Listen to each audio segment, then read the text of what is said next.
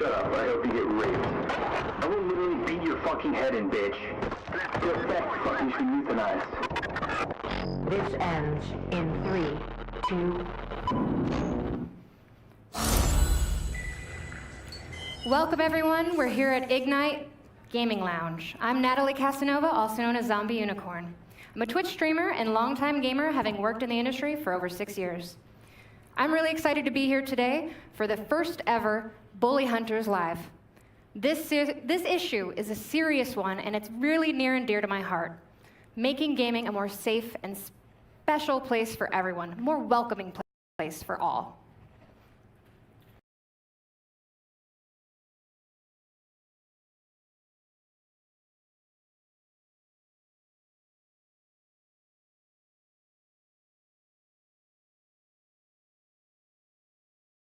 Female gamers have experienced harassment, sex taunts, or threats in-game. Millions of gamers, female gamers and gamers alike, have experienced trying to hide their gender online to just avoid targeted harassment. And 36% of female gamers have literally stopped playing a game or stopped playing games altogether because of this. This ends now. You can find all the sources for these statistics on BullyHunters.org. Now, I'm going to explain to you what we're doing today and who's involved. Basically, we're introducing a new tool that's going to be available globally to help end in-game harassment by connecting victims of in-game harassment with skilled gamers who want to help in real time. Over here, we have our casual gamers. These gamers represent you and I. They're just doing what they love to do. They're right now playing Counter-Strike Global Offensive, otherwise known as CSGO. They're playing in various game servers all across the internet. And now, over here, we have some completely different gamers, not connected into the casual gamers whatsoever in any way. These are the BullyHunters. They're pro elite gamers who would like to use their skills in gaming to help in-game harassment, end in-game harassment, and make it a more respectable, welcoming place for everyone. So, how does this all work?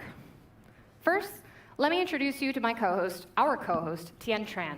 Tell us a little bit about yourself. Hi, I'm Tien Tran. I too love gaming, but I am not involved in the gaming industry in any way. I represent the everyday casual gamer, and I'm going to help make some of today's show a little easier to understand for the non-gaming viewer. Here's a top-level explanation for what may happen. While our casual gamers are playing, they may experience harassment. When that happens, we'll be alerted. They'll also call on a bully hunter. A bully hunter will jump into their game and take on harassment head on. They'll hunt down and take out the perpetrator. You heard that correctly. Bully hunters will get these harassers where it hurts them the most, by beating bullies at their own game. Will it happen tonight while you are watching? We don't know, but odds are yes.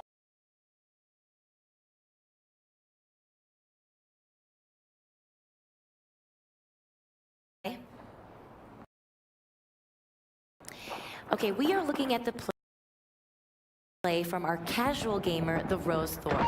Let's watch what happens. Take a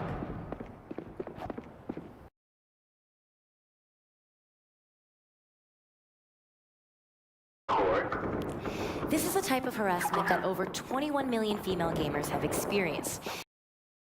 It was at this moment when we saw that it was not just trash talking, it was straight up harassment. So that's when the Rose Thorn, our casual gamer, decided to call on one of our bully hunters. What the Rose Thorn did in this case was use our new tool on her mobile device. We'll show you later how our tool works. But let's see what happens now. So the bully hunter has now been alerted and should be joining the game soon. Okay, pause right there. Now zoom in to the bottom left corner. It says our bully hunter has just entered the game. See, bully hunter 77 has joined the game. Now our victim, the Rose Thorn, and our bully hunter can communicate with one another. Let's take a look at how that plays out. Now let's zoom out and roll the footage, please.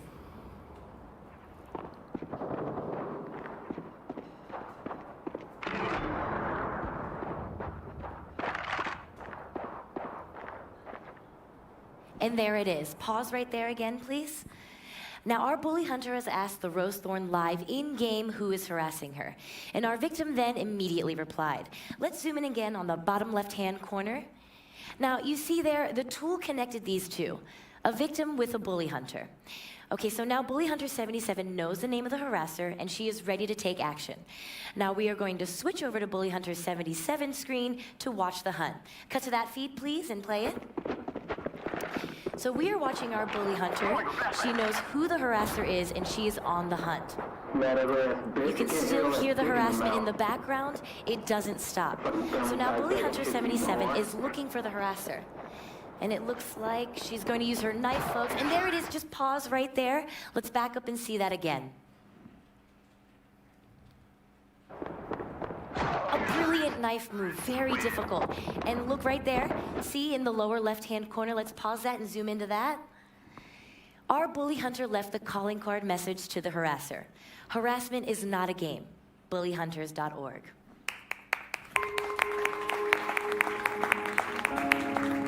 Now that's what this is all about, removing harassment from gaming. Harassment has no place here. So as you witnessed in this situation, Bully Hunter.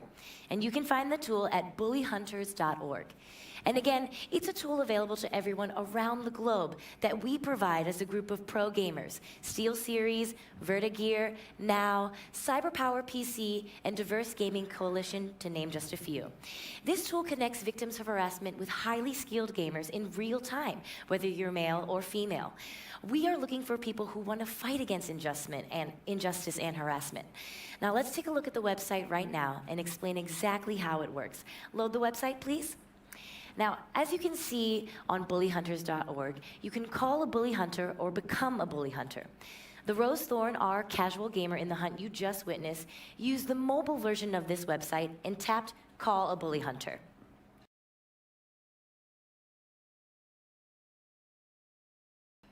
Now let's use the situation between the Rose Thorn and Bully Hunter 77 to explain to everyone how the tool works. Now let's see that. So what the Rose Thorn had done was gone to our website and select Call a Bully Hunter. As you can see, there is an army of bully hunters who have unique names and ratings. She then logged on through her Steam account. And we'll switch to that right now. And once she was done, it took her to a screen where she could select Locate a Hunter. She was then matched with Bully Hunter 77, who added her on Steam. You see, it says Bully Hunter 77 will send you a friend invite. This screen then reminded her to invite the Bully Hunter to the game. And after the hunt, she could add a rating based on her experience.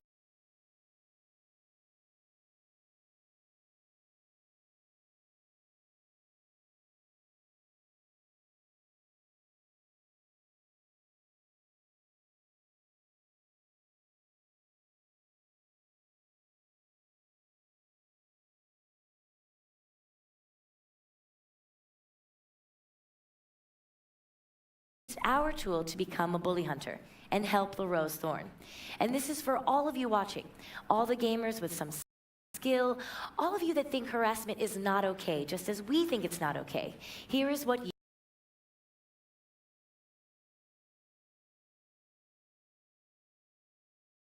you can do.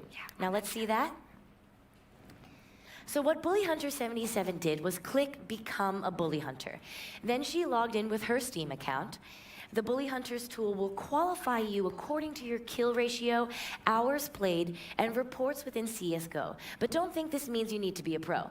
If you game, whether you are pro or casual, male or female, there's a place for you. So if you qualify, you will be asked to accept the Bully Hunters Code of Conduct, which ensures that every gamer understands the responsibility that comes with becoming a bully hunter. In this example, she decided to accept the code of conduct and was immediately given a new identity, Bully Hunter 77. At this point, bully hunters can officially be called upon at any time. All Bully Hunter 77 did was add the Rose Thorn on Steam and then accept her invite to join the game. Once the hunt is complete, a bully hunter can verify whether the hunt was completed and whether the request was valid. This ensures that people don't take advantage of this powerful bully hunter tool. All right, welcome back. If you're just joining us now, this is the first Bully Hunters Live. This is a big issue. To tell us more, we have two guests here, Kevin Lanham and Dr. Alexandra Solomon. Kevin Lanham is a licensed clinical professional counselor who specializes in working with gamers. He's a graduate of Northwestern University and has a thriving clinical practice in Chicago. And Dr. Alexandra Solomon is a professor in the Department of Psychology at Northwestern University, a licensed clinical psychologist at the Family Institute at Northwestern University, and the author of Loving Bravely, 20 Lessons of Self-Discovery to Help You Get the Love You Want. Thank you both for joining us here at this live event. Real quick, as they're giving us more insight about this issue, we invite every one of you watching online to comment below with questions. So much for having Dr. Solomon and me here. I mean, this is an important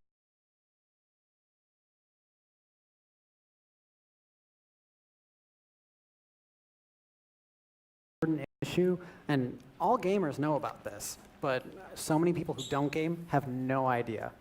It's the targeted, repeated bullying of female gamers. It creates a hostile online environment for women where they don't want to game, they're discouraged from becoming gamers, and most importantly, it has an impact on them offline. The thing is that gamers put so much into their online community. They invest their time, their energy, and even though the game is virtual, the interactions are totally real. You're talking with a real person.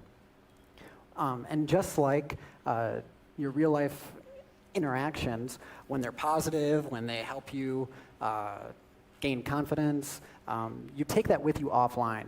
But when you're subjected to harassment, to abusive language, you feel insecure, you lose confidence, and you take that with you into your other relationships as well. And that's why we're trying to end this today. Yeah, and the thing we know, whether it's online or face-to-face sexual harassment, is the impact on the person who's being harassed is that sense of diminishment, feeling less than, and that flood of shame and fear and terror, quite frankly. And so what we're doing tonight, what this initiative is all about, is figuring out how can we work together, men and women both, working together to move from a culture of harassment to a culture of inclusion, where really the intention of being in a gaming world is that like sort of the thrill of competition and that experience of mastery and getting better than you were the day before and creating a community. And so we really need to bring this from the shadows into the center of the room and really call it what it is and figure out how do we work together to move from a culture of harassment to a culture of inclusion. It's really interesting. I love hearing you guys talk about it. It's amazing. What can you guys tell us about why sexism and harassment persists in the gaming world? Well, harassment happens everywhere, and right now more and more women are actually coming forward, which is a huge change. But there are some things that make the online environment different. First, gamers keep their identity hidden, right? People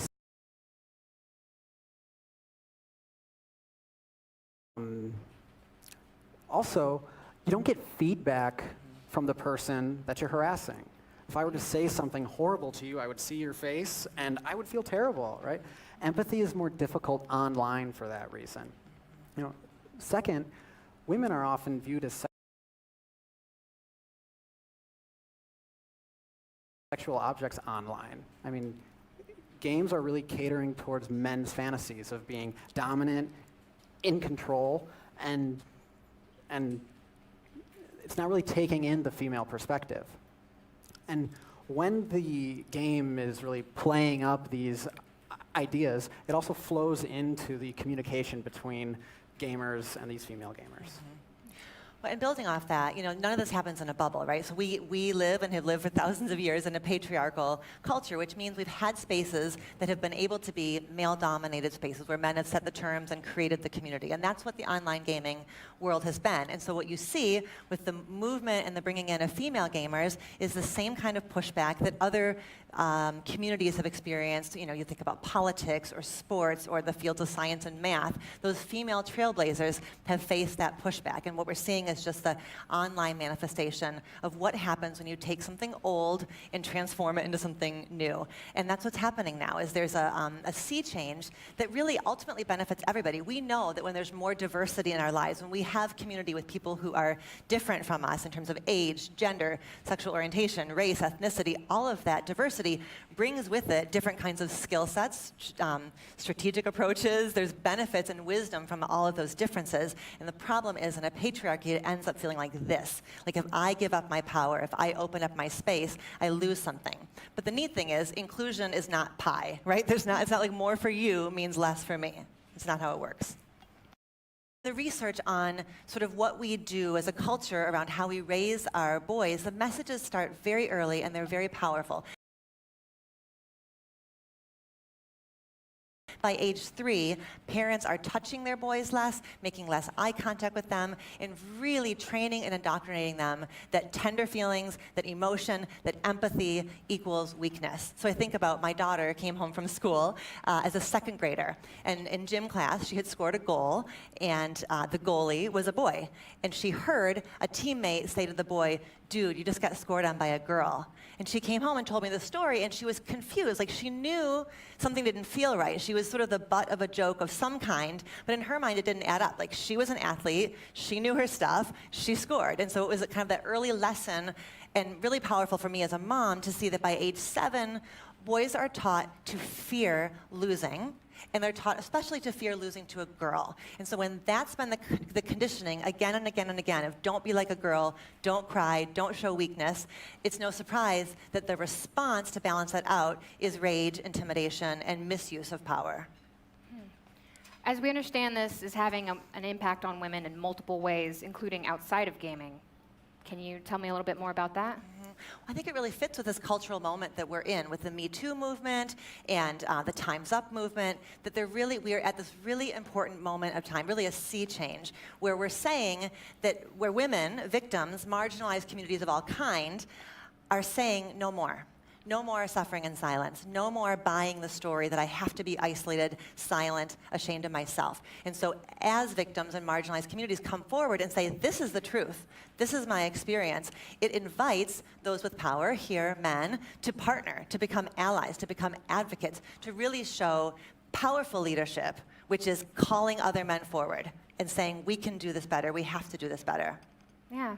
Mr. Lanham, how do you think men, like male gamers, can get involved in ending this kind of behavior? Well, clearly it is great seeing these elite female gamers come together today. Like, they are awesome, right? But I think men also have an opportunity to step up in this change. You know, part of what Dr.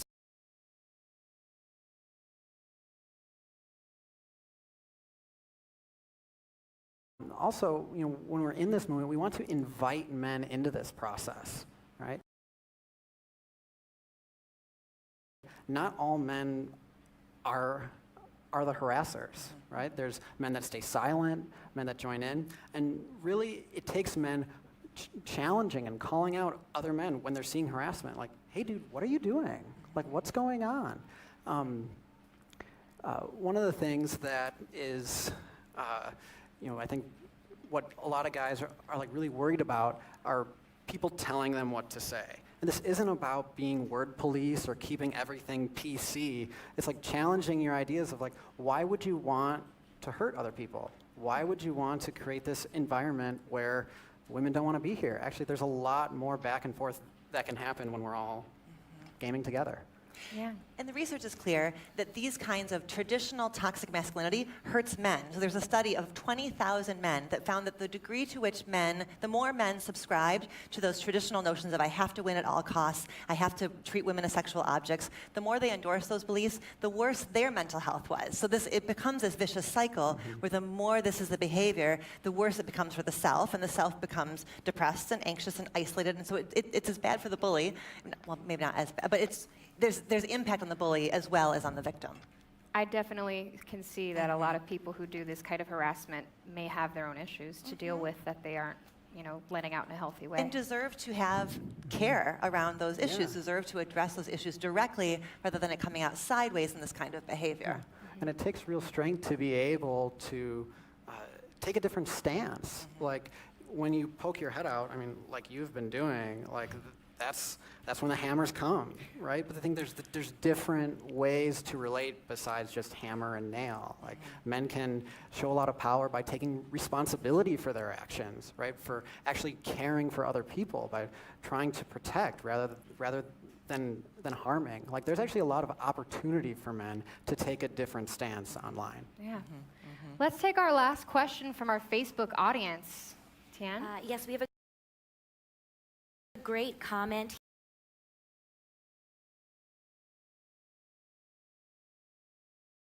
Part of it is that trash talk is really about like the thrill of the game. The trash talk is about I'm elevating myself and improving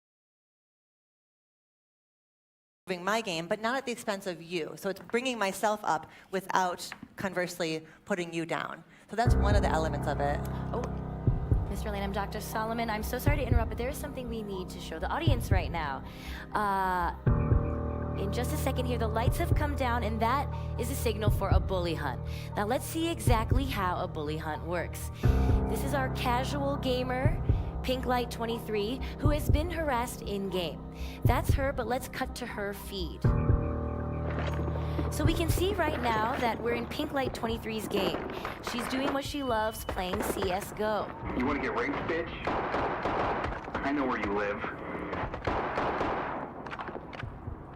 I can't handle how big her tits are. You want me to rape you? Now, that's exactly the toxic behavior we're fighting against here. Now, let's see how she used our global tool to call a bully hunter. Play that, please. So PinkLight23 is in-game.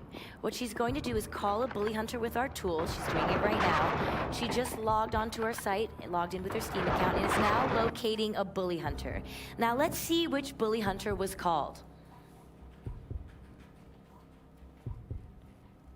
So PinkLight23 called the bully hunter. Now let's go back to her game and see how that plays out. Cut to that, please.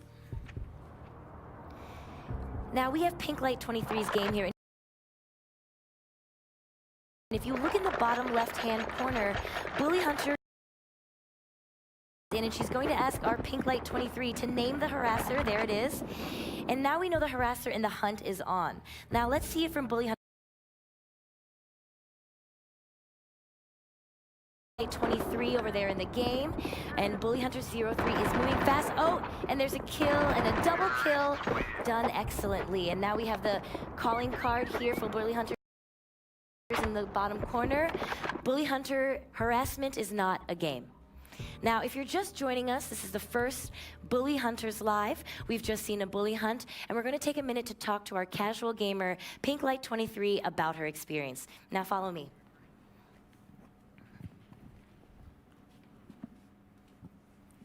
Sorry to interrupt you there. What's your name? My name is Gretchen. Gretchen, thank you so much for joining us. Now, it was very hard to watch that harassment. As a female gamer, do you experience a lot of in-game harassment? Oh, absolutely. And what kind of forms does that take? Anywhere from in-game trash talk, which can be normal, but sometimes it gets pretty sexual and sounds pretty dangerous when they start threatening you, and then the DMs start coming. So that starts getting pretty scary. Right, so that sort of like violent language that's being used, how does that affect you as a gamer? Sometimes in-game, when it's trash talk, it's not a big deal, but when it starts feeling more personal, getting into DMs, and you start getting threats like they're going to come find you, or they know where you are, some of that stuff is trash talk, but it gets pretty scary when they start harassing you nonstop and those DMs won't stop coming. Right, and do you feel like that kind of dissuades you from continuing to play? There are times where it gets pretty tough, Yeah. and you just want to take a break. Yeah. Well, thank you so much for sharing. It's very brave of you to be here today. Back to you, Natalie. All right, well, thank you for your patience. If you've just tuned in, we're talking to Kevin Lanham and Dr. Alexandra Solomon. You were talking about harassment in gaming, and you're about to answer one of our Facebook comments. It was about how to differentiate trash talk from harassment. Yeah, well, the first point I was thinking about is it's about the intention. So the intention of trash talk is really just kind of elevating my play, but not at the expense of you. So the intention is to kind of bring myself more intentionally into the game, be more competitive, like bring my edge up, but not at the expense of bringing you down. Where the intention of harassment really is to kind of make the other person, the person at the receiving end of it, feel diminished, feel less than, and I feel more powerful at your expense. So that's one distinction. Another distinction I think is helpful is sort of a being versus doing distinction. So trash talk is about doing. It's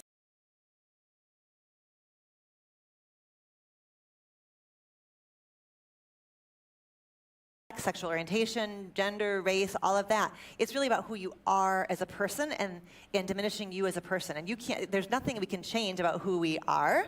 We can sort of use the competitive environment to sort of push ourselves forward, but harassment really makes the person on the receiving end feel less than and inferior. And the problem, as Kevin was saying earlier about the online community, is you don't have that feedback loop the way that you would when you were playing side by side, and I could cue to you, like, dude, like that was a bit too much, like tone it down, which is why what's happening tonight is so important. It's we're providing that feedback loop in the online world. Yeah. Well, thank you guys so much for your time. Mr. Lanham and Dr. Solomon, I really appreciate it. And now back to Tien. Thanks.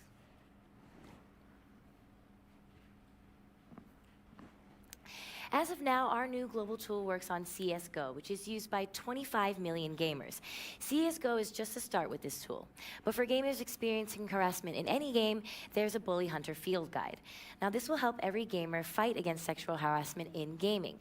And you will find a field guide with every special edition headset. You can also download it at bullyhunters.org. Now, let's see what it looks like inside.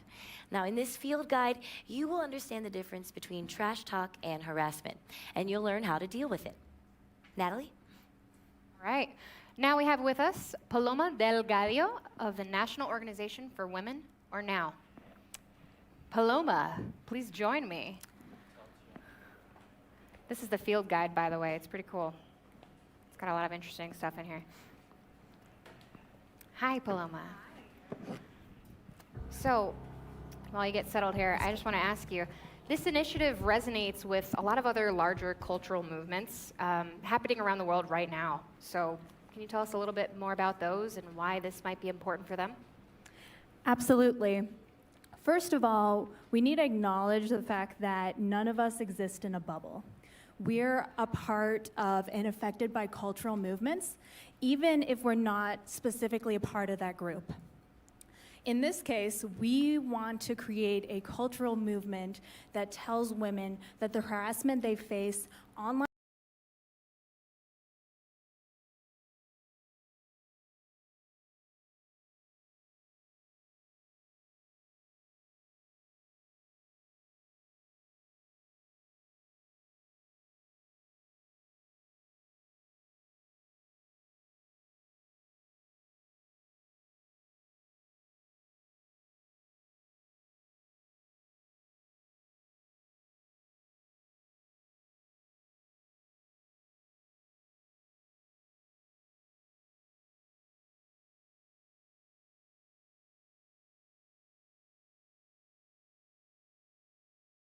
choose respect over hostility, and that's the way these things get solved.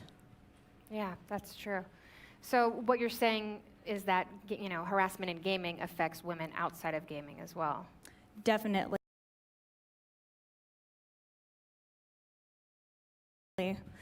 So the thing is that, again, none of us exist in a bubble, right? Even if you're not a gamer, think about it this way. There are still spaces that exist in which harassment is not just accepted, it's the norm. This is what women have to go through all the time. I find it extremely disturbing that this is the sort of behavior that people expect all the time when they log into their computers. And the bottom line is that we're not going to have full equality until women are treated equally in their professional lives, their personal lives, and their online lives. Yeah. And it's not about any special treatment, it's just about being treated equally. That's all we're asking for. Yeah.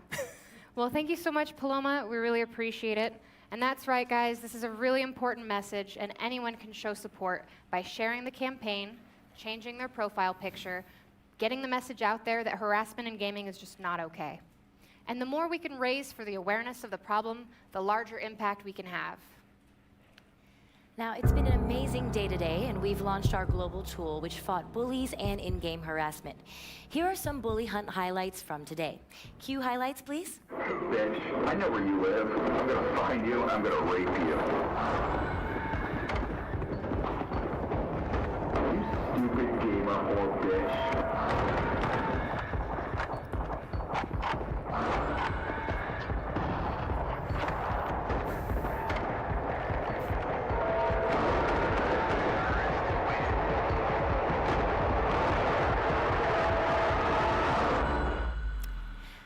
Now, before we wrap up, let's see what people were saying on Facebook and Twitch.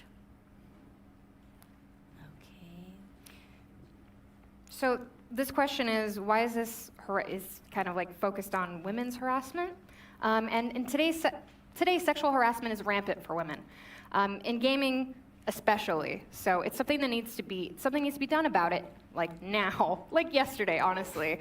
And we really hope that this tool will raise awareness.